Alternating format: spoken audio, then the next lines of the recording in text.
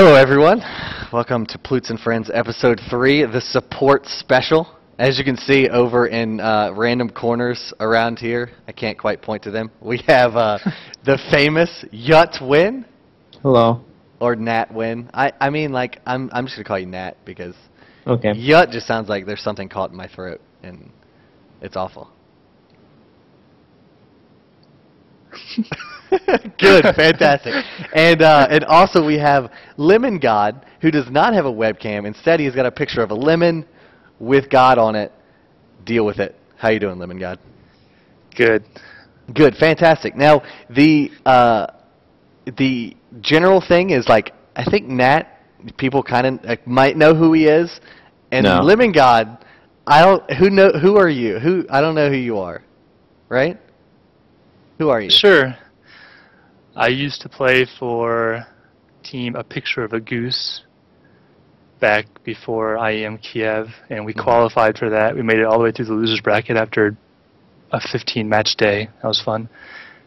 And then I had to drop out of playing League for a while, for about 6 or 7 months, came back, and now I'm randomly going to IPL 5 with Me Playground.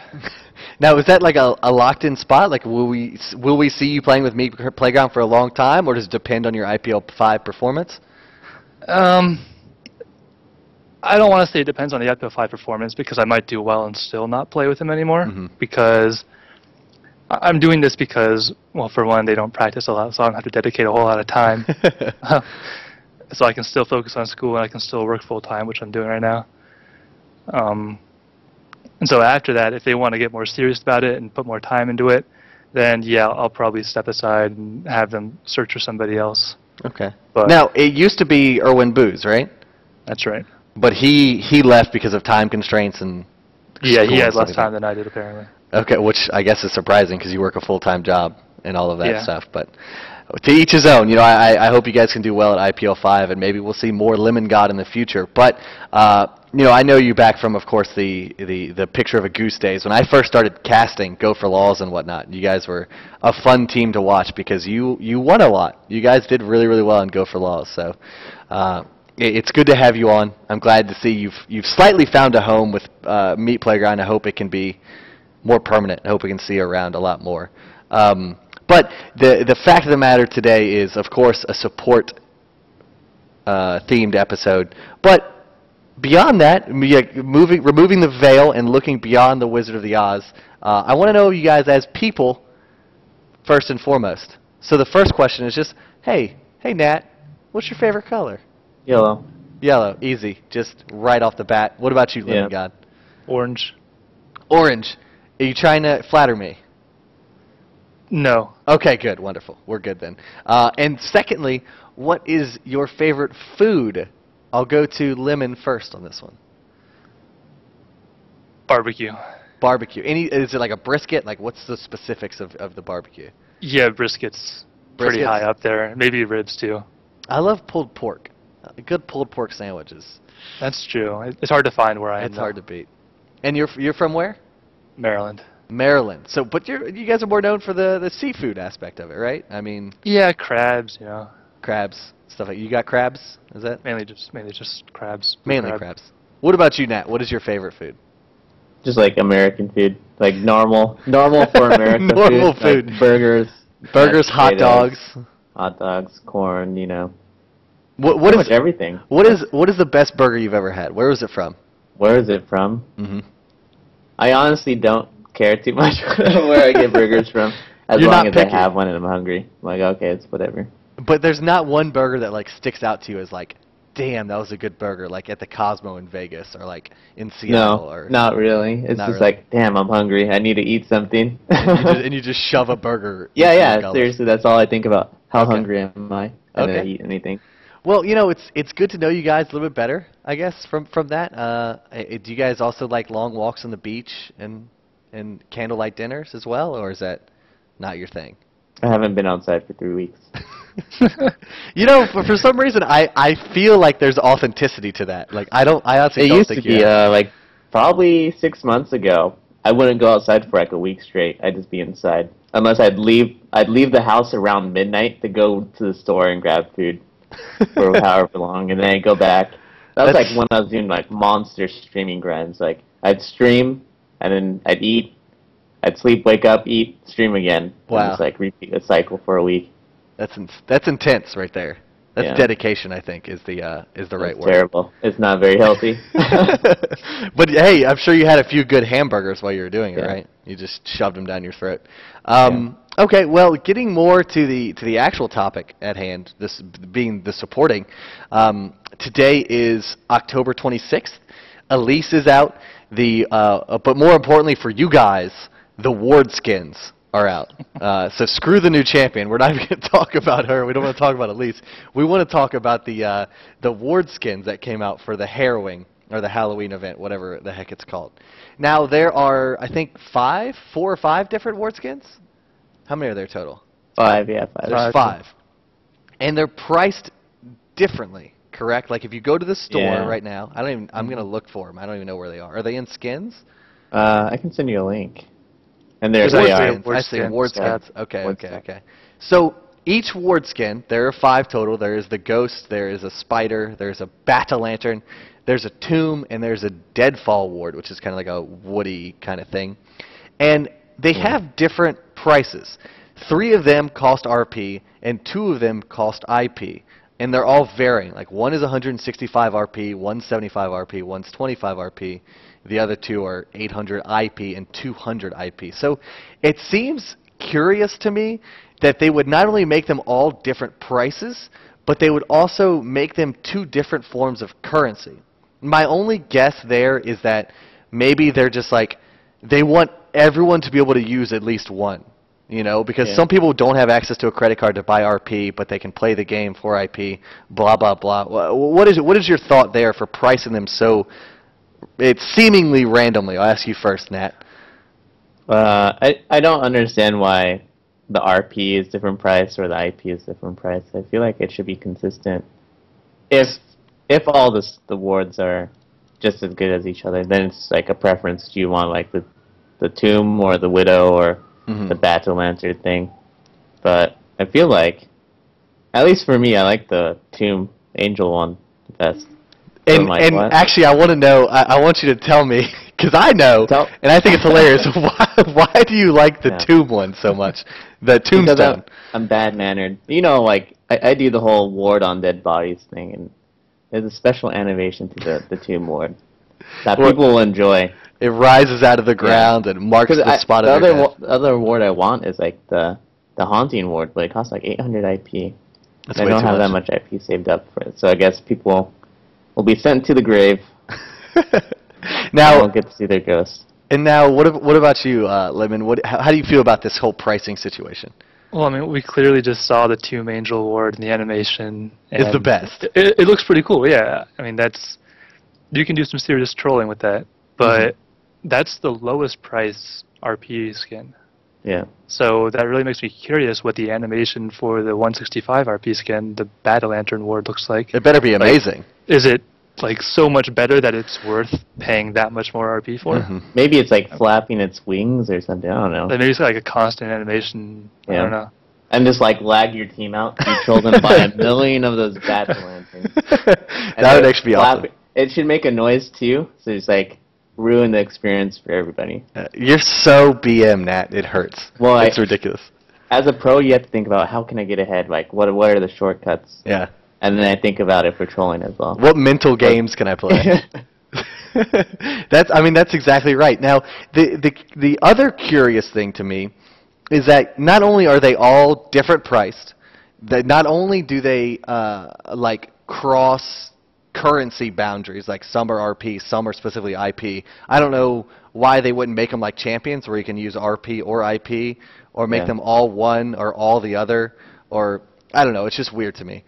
You can also purchase them for an X number of weeks.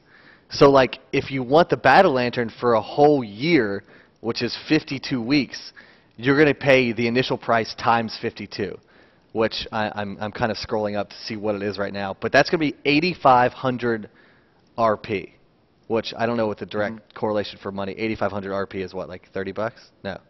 8,500 is in between $50 and $100. So that, I mean, that's a lot of money. A lot of money, yeah.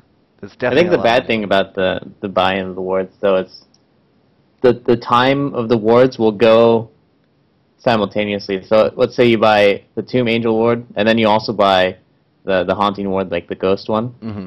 The time limits will go at the same time, Yeah, that is true. so you can't switch off. Yeah, you're Like, oh, I use this expiring one. the week at the exact same time. So it's like, Yeah. which one do I use? Do I use this one? Do I use that one? So do you think it would be profitable, and do you think it would be worthwhile for Riot to like make them permanent, even if they have to up the cost a little bit for each skin? Yeah, I mean, I think offering it both ways would make more sense. Like, keep the whole, you can buy it for 1 week or whatever, so people who don't want to spend a lot can just, enjoy the season, Hmm. buy it for the 1 week, maybe buy it for 2 or 3. But people who want it permanently can also pay a significantly larger amount for that. Like, Yeah. I know some other games have this whole trial thing where you can, like, I think Smite has it, Smite being another MOBA, where you can rent champions, rent their gods, is what they're called in that game, Oh, really? for like a few games, like 2 or 3 games, for a very small cost. That's actually a really smart idea. Yeah.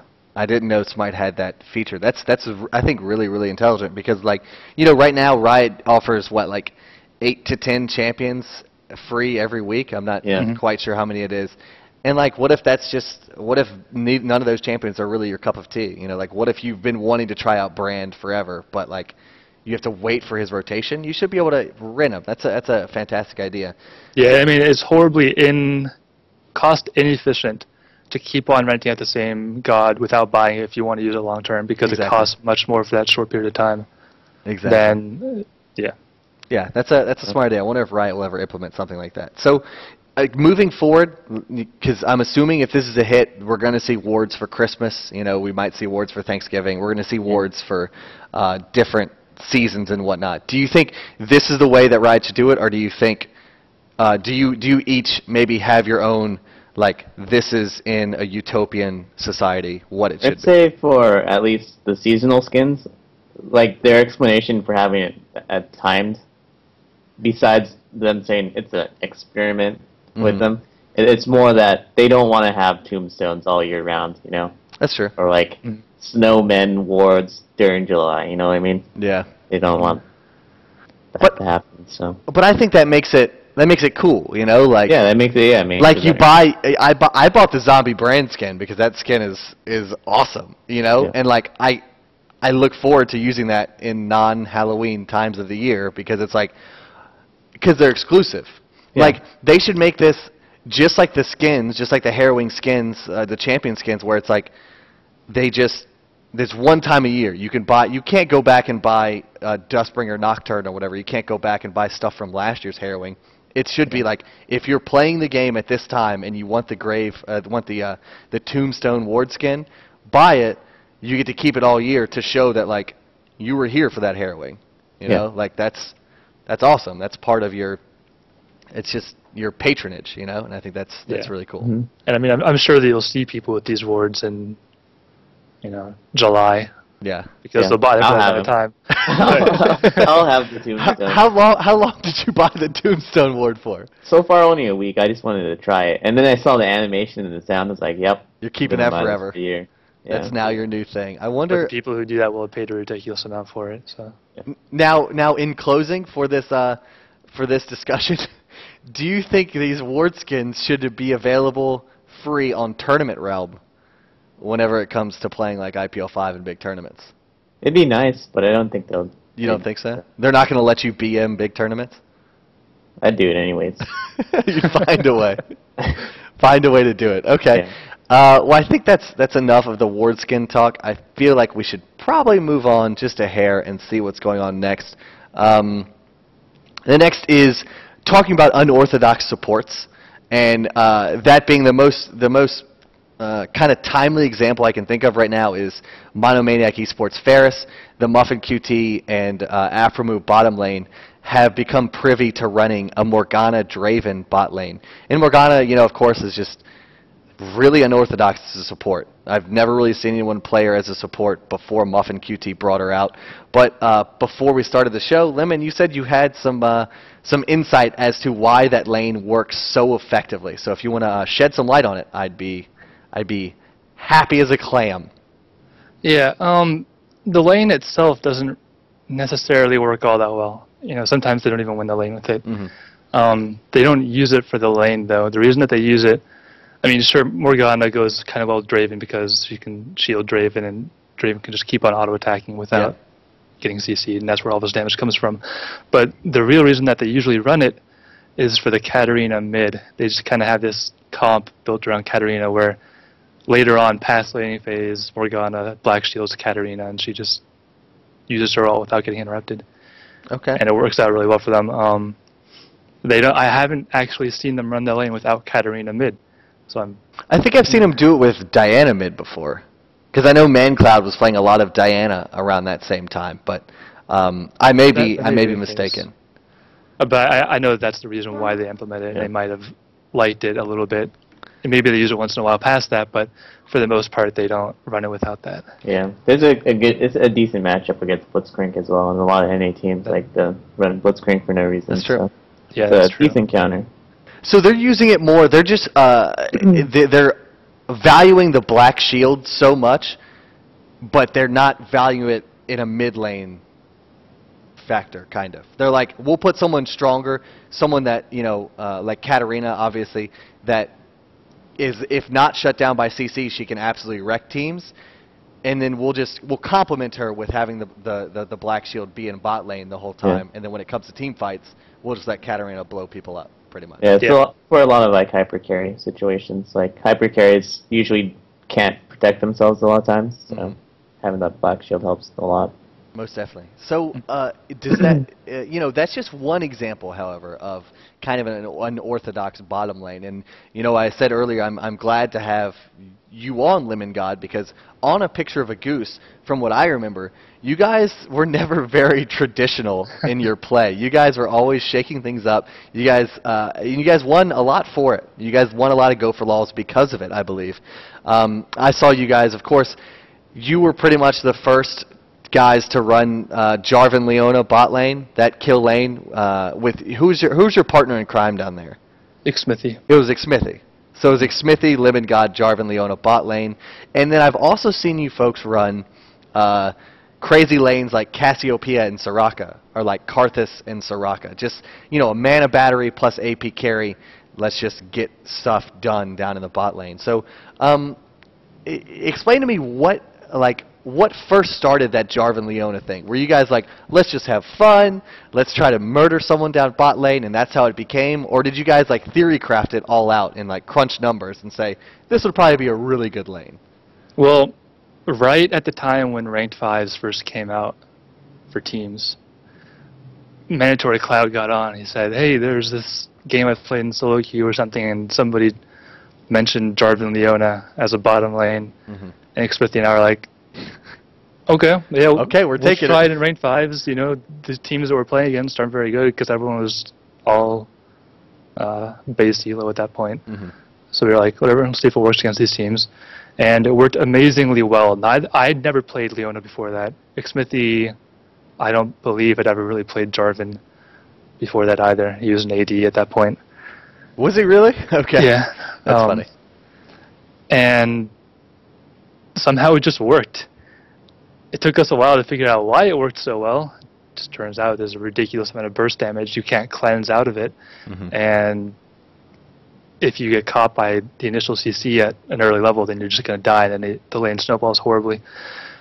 And also teams back then picked supports and AD carriers that were extremely vulnerable to that, to getting caught. Like, nobody played Ezreal back then. If people played Ezreal, it wouldn't have really worked that well because Ezreal can just E out of it. Yeah.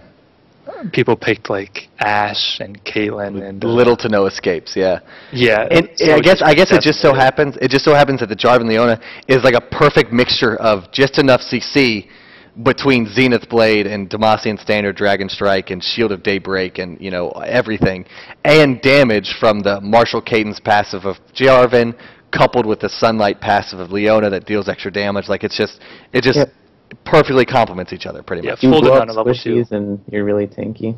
Yeah. Now, but like I said, that's not the only unorthodox things you guys used to run. You guys ran, the Cassiopeia with mostly Soraka with like AP mids who can spam Cassiopeia, Karthus, stuff like that. How did that come about? Did you guys were you guys just like?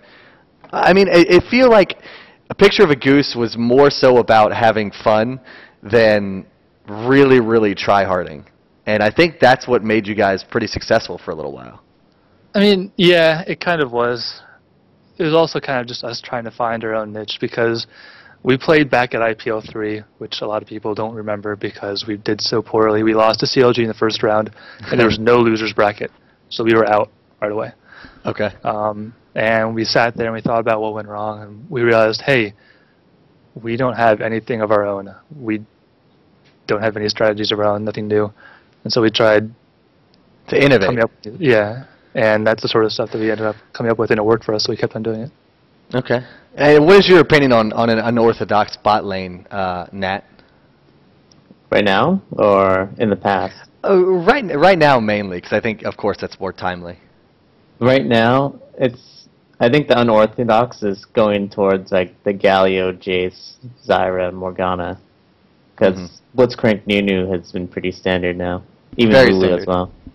So I think that's probably something I'm going to do pretty soon. It's just go venture out and try some stuff. Like even new Elise that just was released right now.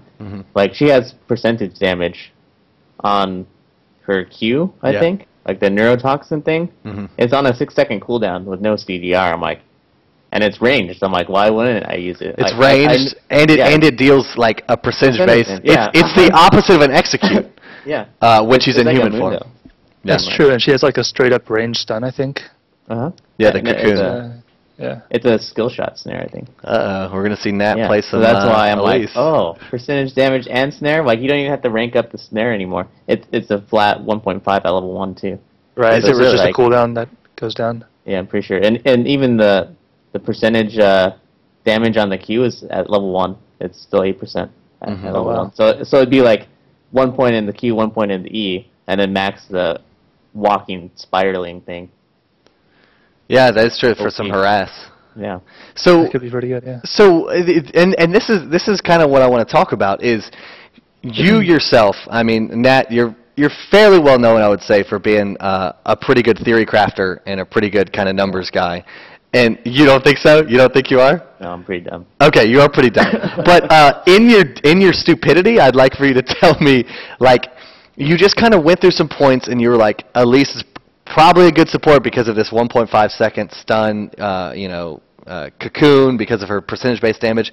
What to you makes, outside of the normal supports, Sona, Soraka, Taric, stuff like that, what makes a good unorthodox support? How annoying they can be in lane. That's it. The biggest thing. If Yeah. you're awful in lane, you can't get to mid game safely, and that's. I think that always the first step is how well will you do in lane, and then afterwards how well do you do in team fight. And if your team fight is extremely ultra good, you try to find out ways to get there, even if the laning phase isn't that great. Okay. Yeah.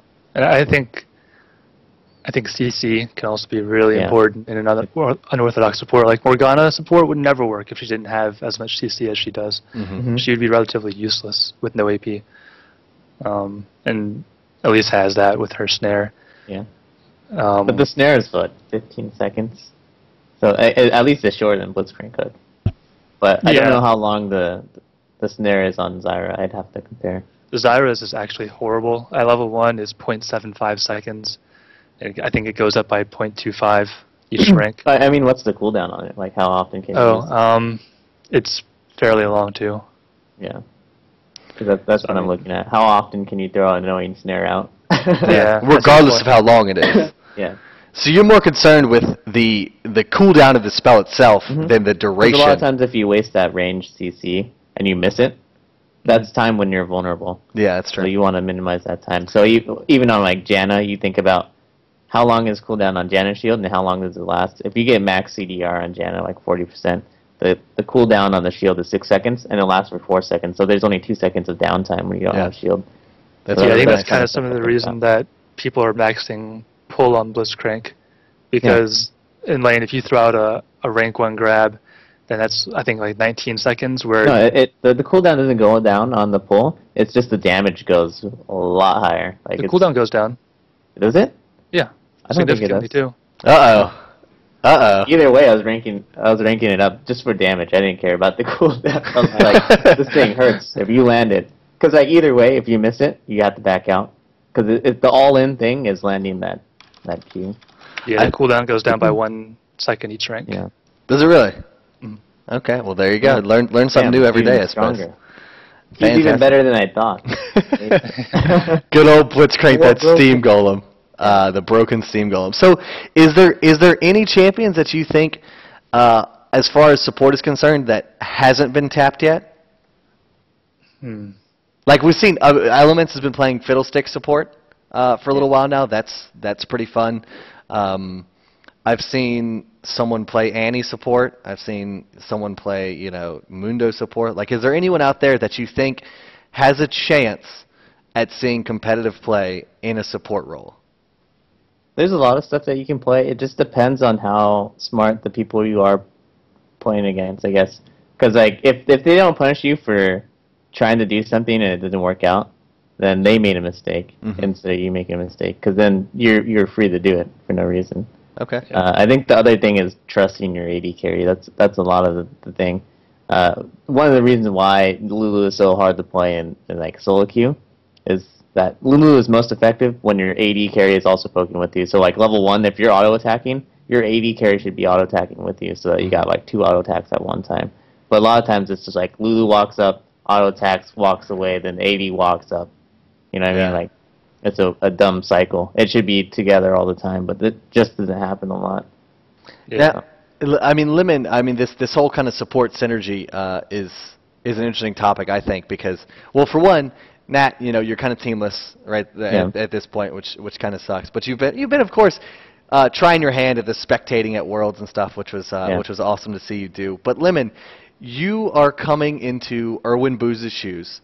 You have Light Sludge there as your AD carry, who is, I think it was before Meat Playground was kind of regarded as like a solo queue hero. Like he's he was high rank 1 at elo. one point. Yeah, he used to be rank 1. He's a really good AD carry. He's known for Ezreal. I know a lot of people know Light Sludge is Ezreal. So how do you feel? You said you were gone off the competitive scene for a long time. I think you said like 6 months or so, and now you're coming back. Are you starting to kind of find your stride and find your synergy with Light Sludge, or is it just going to take time? Will you guys be ready for IPL 5?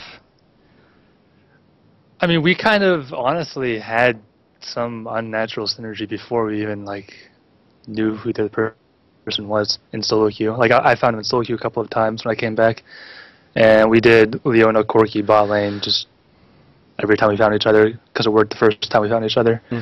And he follows up when I go full retard in lane. So it works out pretty well. And we haven't had to work that hard to keep that synergy. It works when I play Blitzcrank. It works when I play Leona. We're trying to get the synergy with other champions that aren't as aggressive in lane. But I don't think it'll be hard. And not to mention, I've been playing as a sub for the past few months for random teams all over the place, so I'm kind of good at getting used to different ADs quickly. Okay, I gotcha. guess. Yeah. That makes sense. And I mean that kind of segues perfectly into our kind of next and final subject of aggression versus passivity in the laning phase. So there's some champions out there that are pretty much known for being passive. Soraka being one of them. She's pretty much always known as a super passive kind of farm lane. And then there's aggressive supports, like you said, Leona. When you go full retard, you get in there. Like Zenith Blade takes you there and is like, we're here, we're doing this, we have to fight here.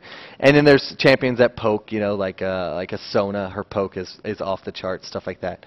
But I guess my question to you two is it the champion that determines whether they're played passively or aggressively, or is it the player that determines that? And I guess to explain it just a little bit more, it's like yeah, sure, Soraka is known for playing passive. She's known for using her Astral Blessing and Infusion to just keep people's mana and health up and sit back all day. But can can a support player that is known for being super aggressive turn Soraka into an aggressive support? Can he spam the Star Call, spam the Infuse, like put damage on the other person, push them out of lane, stuff like that, rather than the traditional passivity? So I guess I'll talk to Nhat first about it and see what his crazy, not smart, his stupid mind thinks of the situation. It it really depends on. Well, it's a lot of things that go into if you play aggressive or not. A lot of it's opportunity. When can you be aggressive in lane? Sometimes when you play a relatively squishy range support, a lot of times you can't go in against like a Blitzcrank. You can't play that aggressive unless the Blitzcrank lets you do it by like missing a pull. Mm-hmm. So in that way, it's a lot of it's champion based and positioning based. But there's also different mentalities of playing aggressive or not. Sometimes you just say, hey, it's just safer overall. It's more consistent to play passive, and then eventually the other guys will make a mistake. But sometimes if you play aggressive, you force the enemy team to do something they don't want to do. So it really depends on your thinking about how you want to play the game. And that's where people themselves become more passive or aggressive with that kind of theory that they have behind how they play the game. Okay. Well, what do you feel about the situation, Lemon? I feel like there's a lot of truth to what Nhat just said about, there's some matchups where you just can't really. There are limits to what you can do. If you're Soraka playing against a Blitzcrank and you try walking up and star calling him, you're probably going to get pulled and die. But at the same time, it is definitely, I think, a large portion of it is the player mentality. Like, there's some Terrics that you find in solo queue that just sit in the brush. Yeah. And they think that by doing that, maybe the other AD carry will walk close enough that they can get a stun up or something. And then you'll see other Terrics that, constantly walking in and out of the brush. They throw out their stuns. That is definitely varying between players. And Blitzcrank is sometimes the same way. Some blitzes just hold their pull waiting for that perfect moment. They never really get it. But honestly, just throwing out pulls can be a huge deterrent for enemy lane aggression, and they can give you an edge in lane. Even if they don't hit, the other AD carry knows, hey, if I step forward, this Blitzcrank will throw out a pull. I need to be careful. Absolutely. So do you think that one of those, like you described the difference between a Terric sitting in a brush and waiting for that perfect stun, and then the Terric that is out of the brush and is like, he's making the enemy AD carry work for every CS. He's saying, like, are you going to go in for that? What are you going to do? Do you think one of those is the right way to play the Terric? And one of those is hard to say right because the game is always so different. Let's say you play aggressive every single game, but you don't know every single game how the jungler will affect the bot lane as well. Exactly, yeah. And then as well as how fast your AD will carry up, or how fast your AD carry will follow up. That's always a big thing. Is if you trust your AD carry to follow up. Because if you don't trust your AD carries, then you don't want to play aggressive, because then it's not worth your time. You risk yourself being aggressive, you do something, your AD carry doesn't follow up, then you get punished, and you're like, oh, that sucks. So it's a lot more risky to play aggressive a lot of times than play passive, because you can kind of know. If you play passive, you just have to wait and react. Wait for them to make a mistake. Yeah, rather than force something to happen. But in competitive games, I think a lot more people are working on being aggressive, because they can trust a lot of people. Your jungler, your AD carry, and the warding around the map as well. Yeah, it's warding, I think, in communication, like when you hear their top lane call out, the jungler's top. Yeah. Then you know, okay, we can play as aggressive as we want bottom lane as long as we're confident that we can win trades and we'll win fights. Yeah. So you see in solo queue a lot of times I'm just playing passive because I don't know. I'm like, what the hell's going on? Top lane didn't ward, mid lane didn't ward. What is this guy going to do? Yeah. All five are missing at 7 minutes. What the hell is happening? Okay. Yeah, crazy stuff can happen in solo queue. It's a son of a bitch. But well, I completely forgot about this last little topic that we'll hit just for a hair, because I know, Nhat, you have feelings towards it, kind of. So when you talk to a North American team as opposed to maybe an Asian team, the difference of like MVP quality and who they think on their team does the best and does the most work varies. a lot of Asian teams really, really love their support player. They think that their support player is what makes all the plays happen, and puts the wards down. It gives you map control, gets that oracles if you need it, clears the Baron, like does so much work for the team that they consider their support players to usually be the MVPs. Well, you talk to some North American teams, they'll say, "Oh yeah, of course the AD carry carried the shit out of that game," or the AP carry did super well, or the top lane snowballed, and blah blah blah.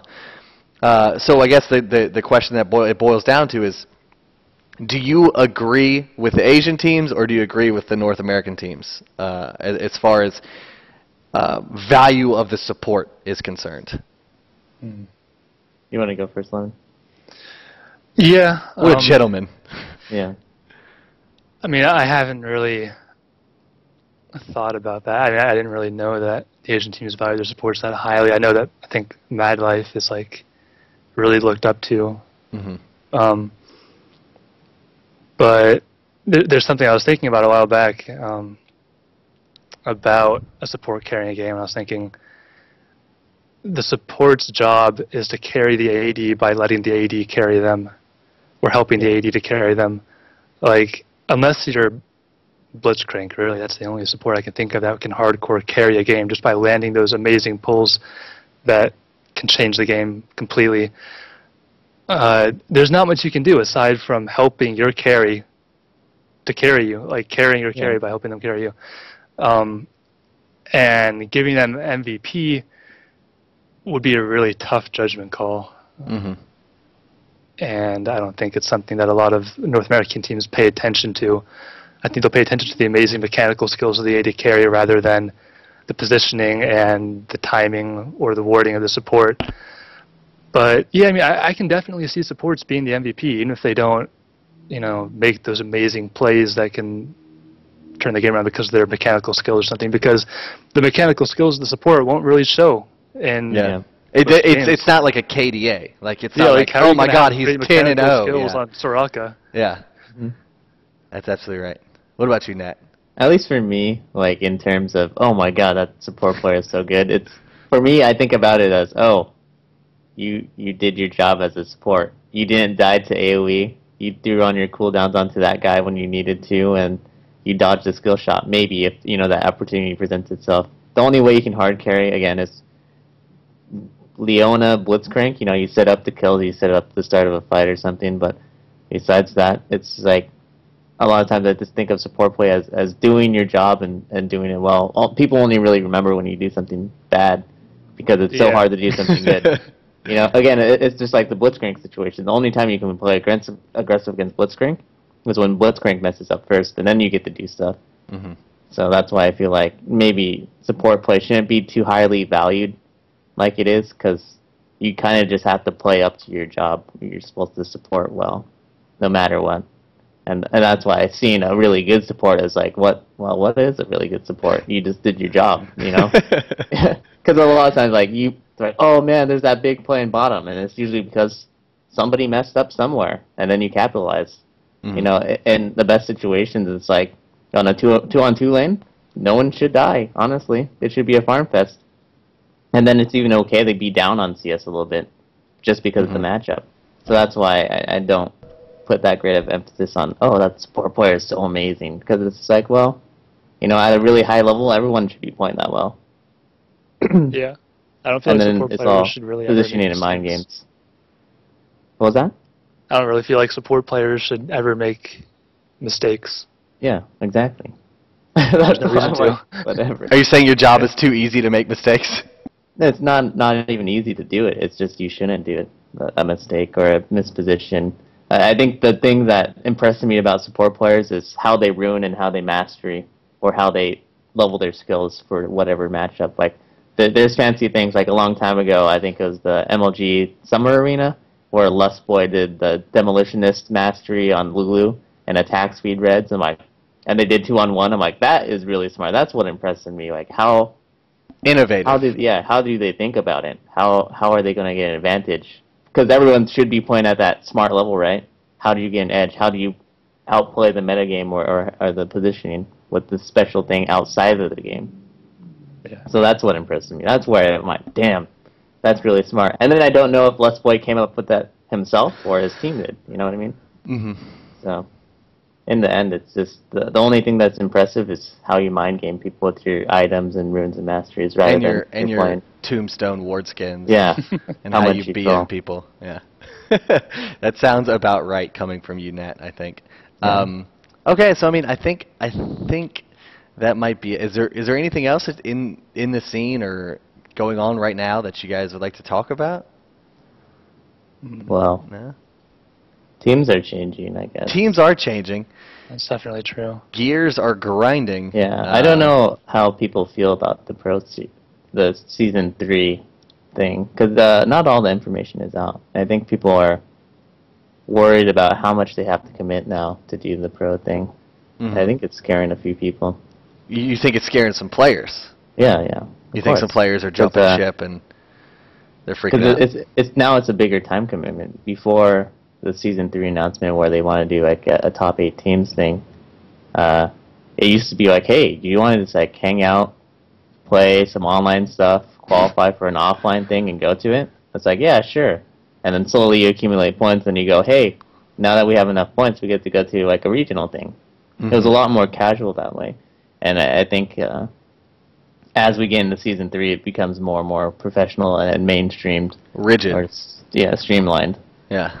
That Yeah, I know some players don't want to go to gaming houses and stuff. exactly.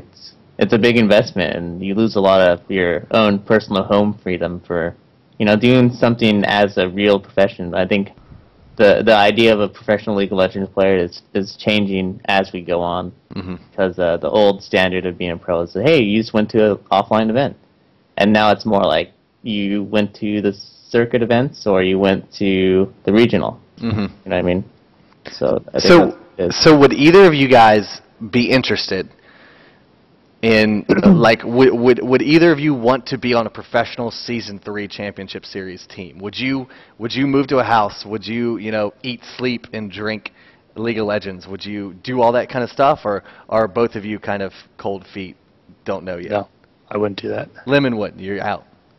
Yeah. Okay. Depends on what team I'm on. For me right now, like the more I play and sub for a team, the more I think that I don't want to do it unless I know I'll have fun with the people I'm going to do it with. Because I don't want to be in a situation where like, yeah, I'm just doing this for money or because I made top 8. I want to do it because I enjoy what I do, and I think the environment you're in is a big part of it. Yeah. And why is it, if I may, or if you don't want to talk about it, that's fine, Lemon. But why not for you? If you're on Meat Playground for IPL 5 and you guys do super well, and then you guys qualify for Season 3 Championship Series, you would jump ship. Yeah, I'll talk about that. So I'm still in college right now. I'm trying to finish up my degree, and suddenly dropping out of college to play in Season 3 because I would have to. That's like a full-time commitment. I can't half-ass something like that and expect to get away with it and do well. Isn't really an option for me, because right now I'm getting my college paid for by my parents, and if I dropped out right now and played video games full-time, then they would not offer me that anymore. Yeah, so that's more of a personal thing, I suppose, but it's still how it is. That's just how the cookie crumbles, I guess. Yep. So at least we'll see you play at IPL 5 and have fun. Hopefully, Meat Playground can do well, and then come what may, we'll see what happens to you guys as far as Season 3 is concerned. Whether they'll be Lemon Godless or if they'll. Well, no, Season 3 would not happen no matter what. Not for happen, Meat Playground, yeah. because Pobolter and Light Sludge aren't 17 yet. Yeah. Is Light Sludge 16? Yeah. Damn. The core of the team, man. That kid They is need those kid is a players. baby. Yeah. Yeah. So Season 4, here we come. Yeah. You guys are coming pell-mell to Season Yeah. 4. That's You're just going to try fantastic. to finish all your credits in this one year to make it for Season 4, right? Are you almost Possible. done? Yeah, I am almost done. Are you a junior? Yeah. There you go. See, so we'll see you at Season Go 4 big. with a 30 mature credits, Meat Playground. Yeah, 30 credits at a time. Easy. No problem. NP. So, and I mean, I think that is the case for a lot of people. It is a big commitment. You're absolutely right. And there's some people that are chomping at the bit to do it, and there's some people that are you know, taking kind of Lemongod's approach, where it's like, I'm almost through school. I want to finish school because what if you don't do well? What if you suck? What if things don't work out? Then you've just dropped everything for nothing. So I mean, if I was focusing solely on short term, then hell yeah, I would do that. But you know, I don't know how long League is going to last as an esport. I don't know if it died out, would I be able to go to another esport and continue on that? Like, what kind of job would I be able to get without a college degree after League dies? Yeah. I don't know that, and I don't want to go into that in the dark. I want to have a plan. Yeah, I think the other thing for you is just if you decide that, hey, could I just take a year off and just try it for a season and say whatever season 4, let's just try season 3 to do it, and then go back. Like, that's always an option, but I don't know how your parents or you feel about that. But for me, at least for me, like, I already graduated school, so I'm like, oh, cool. You know, like, I just finished, and I was like, oh, time to go to IPL 3. Let's do it. Yeah. You know? So that's how it is for me. So, but I know, like, a lot of the guys, like the TSM guys, they skipped out on college to do this, and you know, a lot of people do it. I only completed like 2 to 3 years of college. Like, that was it. And then I started doing this now. So it's like, it's a leap of faith, you know. And I'm actually more happy about my position just because I'm kind of doing ancillary things that aren't actually playing the game. So, like, that translates into, you know, I could do interviews for any esports game, and I can do shoutcasting for anything. And, you know, it's not like when League dies, I'm not like, oh shit, back to square one. This sucks. You know, I'm screwed. It's like, okay, I've got all this experience and all this knowledge and stuff, and let's do it. So I like my position, I think, more. Yeah. You don't have to worry about not winning or losing in the first round. Well, there is still do interviews. Yeah, exactly. There is the whole thing about, like, anytime the team does bad, Liquid puts it on me and Brian, the video guy, like 100%. So, like, I know they're going to come home from China. They went to China to literally play 2 games of League of Legends, and they lost both of them, which sucks because it was a best-of-1 thing. They lost to like a secondary team of WE, and they lost to Team Acer in the winners bracket. So now I know when Liquid comes home, he's going to point the finger at me and Brian to try to pick up the slack, which sucks. Like, we're like the stepchildren that are like, oh, the team does bad, let's beat these guys over here, you know? And let's just let the team recover and party more and, you know, not scrim and stuff. So That's rough. Do you know why they lost? Was it just, were they not jet lag or something? I'm not sure. I haven't really been able to talk to them very much. Team Acer, their winner bracket first match, all Cop told me was that St. Vicious threw the game. That was it. I turned off the stream because the casting was atrocious. Yes. And it was, so bad. I don't know who those 2 people were, but they were bad. They were really bad. And the quality was really bad. It was broadcast at like a single pixel, I think. I think it was like 1 by 1, which was awful. And it's just not a good event. The casters didn't even have chairs. Yeah, I don't know if either of you tuned. I think Nhat tuned in for a little bit. They were literally standing up in front of their monitors. Oh my god. Oh, the event's just it's whatever. But we paid a bunch of money to go lose 2 games of League of Legends, so yay. Now it's time for me and Brian to pick up the slack. We'll be going to MLG Dallas, so we'll be doing interviews and stuff there. So I'm excited about that. But I would like to get you guys to be able to do shout-outs and be able to talk about where people can find you and stuff. Lemongod, I guess you can go first. If you have any shout-outs. Playground, I don't have anything else. You can follow my Twitter if you want, but I don't post on it, so have fun with that. That's find you at IPL 5, Yeah, I'll see you there if you go. There you go. And Nhat, just in case people don't know where to find you, where the hell are they? If you don't know my Twitter, it's twitter.com/nnatn. My Facebook is facebook.com/nnatnlol. I don't think I'm going to Dallas. If I did, I don't know what I'd do. I was thinking about that. Should I just go to Dallas for whatever reason? Come. And just like video camera, but then I know if I go alone, like, I don't want to bug teams too much when I go there. Just hang out with me. We can tag team interviews. It'll be perfect. Do you want to? Like, yeah, you can come I have this webcam, or I have this Sony cam that I can just like walk around the event. Should I? Could I crash at your hotel? I think you might be able to, actually. I think me and Brian have a room together. I was looking at prices of tickets, and they're like $350 yesterday. But if I come in on Friday, it'd still be $250 or something. Well, then do it. Should I? Come and chill with us. I'll let you crash. Damn, man. There you go. Maybe I should. And you can tag along with us, and we can have fun. Because like the kind of video content that I want to do, that's throw up on YouTube for no reason, and just like walk around MLG, because a lot of people don't know what MLG is like. Yeah. Besides for interviews and what's on the stream. So there you go. I want to do for the good of the community that wants to understand the pro scene. It's settled. Nhat In is coming to Dallas. Oh, fuck, you man. should. 250. We'll talk about it. We'll talk about Curse it. Expense this.